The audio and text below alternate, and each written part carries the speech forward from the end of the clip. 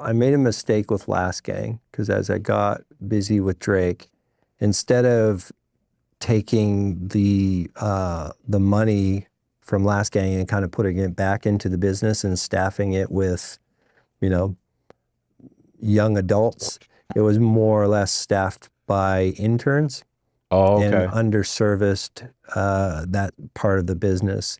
You know, as those acts were getting bigger and bigger, I should have been providing more and more service at a high level, Yeah, but I didn't do that, and they were upset with me. yeah, they feel neglected Yeah. at that point, right, when that's Yeah. happening. I want to go back a little bit because you were talking about scaling Last Gang and scaling the legal practice. Is the scale of the legal practice happening organically? Because when you say you assembled a bunch of lawyers together, it sounds like you got all these people, you put them on salaries. Is that what happened, or was it little by Yeah, little? that was the crying part. That was the first, like when I did leave my old firm and Yeah. wanted to set up a new firm, Yeah, then all of a sudden it's like, okay, I'm paying for the office space. right. I'm bringing in all these lawyers. You know, Jason was at Castles on Bay Street and Miro was at another firm. Like I had a responsibility to fill their plates, you know. And you knew all these people prior, obviously.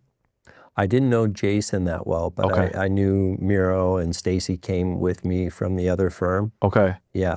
Okay. And you're funding this all yourself? This is all your capital, no other capital coming in from? Yeah, that's correct. Wow. Yeah. And you have Last Gang going as well. And how big is Yeah. Last Gang at this And point? Last Gang's going pretty good by then. Yeah. You know, we'd done a few deals, and some of the cash flow from Last Gang helped pay for the law firm or the law firm change Right. in 2006. Right. Okay. Yep.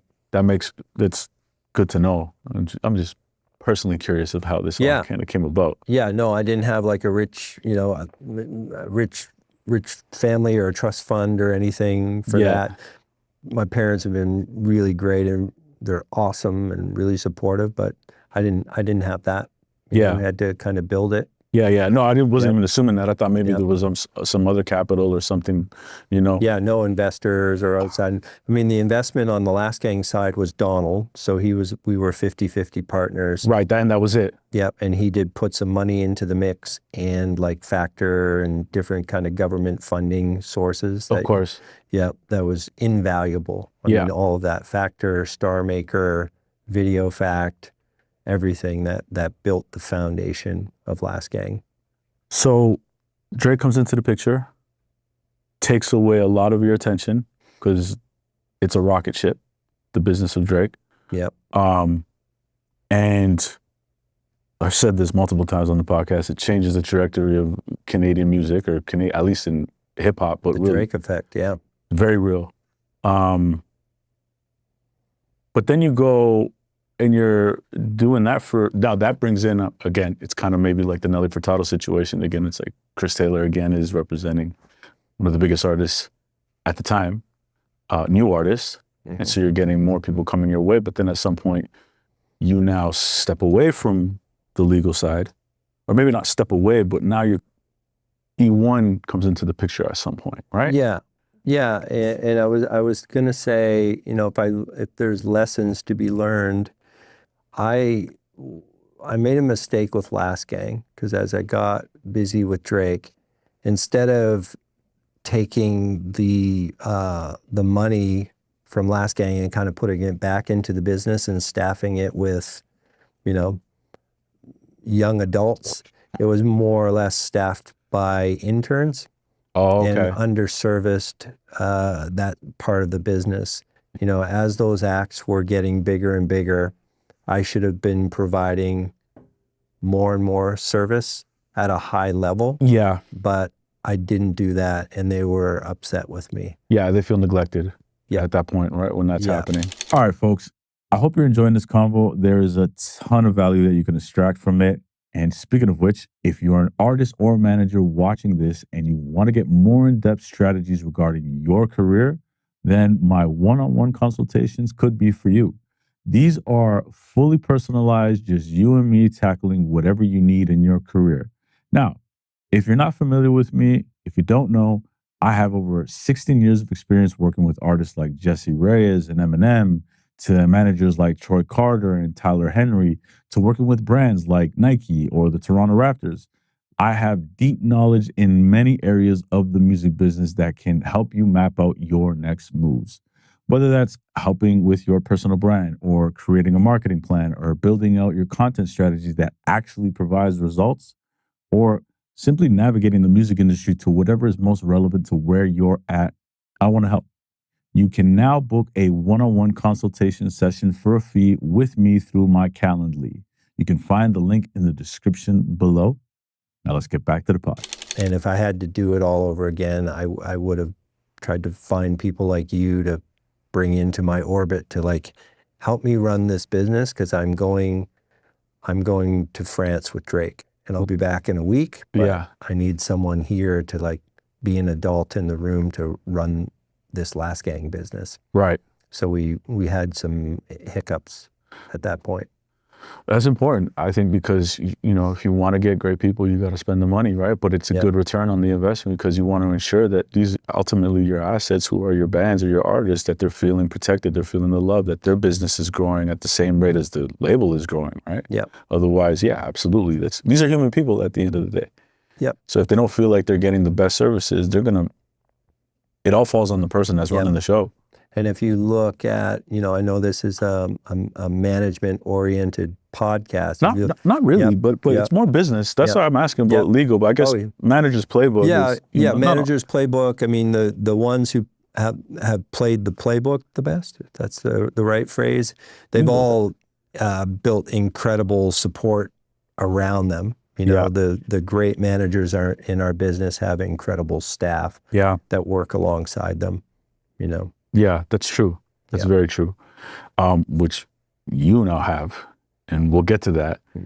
But I do want to ask you, because you brought it up, and it is the first time it's brought up on this podcast, but I don't think people here in America really understand what the Drake effect was in Canada. Yeah. Can we talk about that a bit? I'll tell you about the Drake effect, because, you know, I was coming out of being in a reggae ska band. Yeah. I was sort of hip hop adjacent, and I became... I represented so many Canadian rap artists that I took to New York, along with all my alternative rock bands and everybody else. I was shopping Brass Monk, Chauclair, Citizen Kane, Ghetto Concept. Crazy, wow. You name it. Wow. I was going down to New York. I didn't know that. I was like, this Brass Monk shit. And they're like, no, bro. Like, you need a cosign. Like, you don't understand hip hop. I'd be like, I think this is really good. Like, it was Agile. They didn't like. That's who it was. Well, no, I'm just joking. I love Agile. Shout out Agile. Good people. Love that. Amazing producer. Yeah. We always break each other's balls. But he was a problem. Probably the least problematic person we had. But all that changed overnight, right? Like Drake happens in you know, maybe that it is somewhat related to the Lil Wayne cosign. For sure. That kind of gives him credibility. Yeah. Plus he's like super talented. Plus he's got a great team around him, and everything kind of happens. All of a sudden it's like, oh, wait a minute. Like maybe this Canadian stuff isn't so goofy after all. Mm-hmm. I think, you know, I mean, you saw it, right? You remember when, like, even Outkast was coming up. Like, they didn't want the South to happen, let alone the North. There's that famous clip of them at the Source Awards in '95 where Andre, they win Best New Artist, and Andre's like... And people are booing. They're booing, and he's like, the South got something to say. That's right. And then everything changes. Yeah. And we just never, we didn't really get our shot until Drake, and now the North's got something to say, and now you've got 40, Boy Wonder, really that producer ecosystem that just explodes and blossoms around that. And credit to Drake as well, right? Because when he does his deal and everybody's saying, okay, well now you get to work with Rick Rubin and Timbaland and Drake's like, no, I'm working with my guys. So important. You know, and that just fertilized the whole community. I mean, it's still paying dividends to this day. Yeah. You know? Yeah, absolutely. It's you would think that that's the natural step to go and work with the Just Blazes, the, you know, the, like you said, the Rick Rubins, but Yeah, happens all the time. all the time. Yep. But he knew he had chemistry. But it's kind of like a foreign thought at that time to stick with your guys. Must have been a lot of push against him doing that, right? And staying with his core group, which changes the dynamic of Toronto in the biggest way. Totally. Yeah. And I would say, yeah, well, I wasn't in the middle of it every day, but I didn't get a sense that there was heavy pressure. I think it was almost like, oh yeah, well, of course, now you're going to go work with like all these famous Platinum Plus producers in America. Yeah. And he just didn't do that. Yeah. You know, eventually he's worked with almost everybody, but you know, the for sure 40s touched almost all the records. He's the one helping craft the entire sound. Yeah, absolutely. Mm-hmm. And I guess you have an understanding of the Drake effect at a very, I would say, intimate level, because a lot of those producers, they were coming to you to help with the deals as well, right? Because I was working with Drake, it was hard for me. Like, I couldn't represent The Weeknd. I couldn't represent the producers because I would be in a conflict. Okay. I would love to represent all of them, but, you know, I wasn't able to represent 40, you know? Okay. I was always Drake's guy. Fair. So I was on the opposite side of the table. I love that you're able to explain that, because just, you know, the level of importance that he's had to Toronto and the music scene is just it's hard to put in words, right? But it's a very real thing. Yeah, 100%. When are you then all of a sudden approached by eOne? I started talking to them in and around 2012. Okay. I was on the board of Keras with the founder of eOne, Darren Troop. And he started taking me out for coffee, I think, after like Keras meetings. And then there was one dinner in 2012 where he said, listen, why don't I buy that label you have, and why don't you come in and run the music division at Entertainment One? And I think my initial response was, well, I'm the lawyer for Drake. I'm not going to do that, you know, because I love what I'm doing now. Mm-hmm. But we kept talking and talking. And the more that I looked at it, as I did see the opportunity, you know, to move to Los Angeles, opportunity to get closer to film and television as well, because eOne was largely a film and TV business and a family and brands business with a little music piece. But I knew Darren was super passionate about the music space, and had kind of kept it on life support through the Napster, I call it the Napster winter, right? From 2002 to 2016, record sales were going like this and people were losing their jobs. Left and right. But somehow he kept a music division going that was probably just kind of breaking even on life support because he loved music. He started with a record store in Halifax, Nova Scotia, right? 25, 30 years ago. Yeah. And I could tell I would learn a lot from him. And so... What was something that you learned from him that was like pivotal to your career? Patience. You know, I think he'd always say, listen, there's a price for every deal, and that's the price I'm willing to pay. I'm not going to pay more because other people are willing to pay more. And having that kind of discipline, you know, I don't always have that discipline, but it is something in the back of my mind, you know, when I'm trying to do deals and try to stay patient with things. Very patient, really great leader, you know, lead by example. Okay.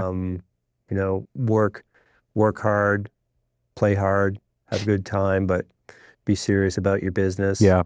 And take care of your people. Yeah. You know? Okay. Yeah. And then, so now he brings you on board. How long does that take roughly for you to come on board? And you know, I mean, it was we negotiated, I walked away, he came back, we negotiated, I walked away. Oh, wow. And then he came back a third time.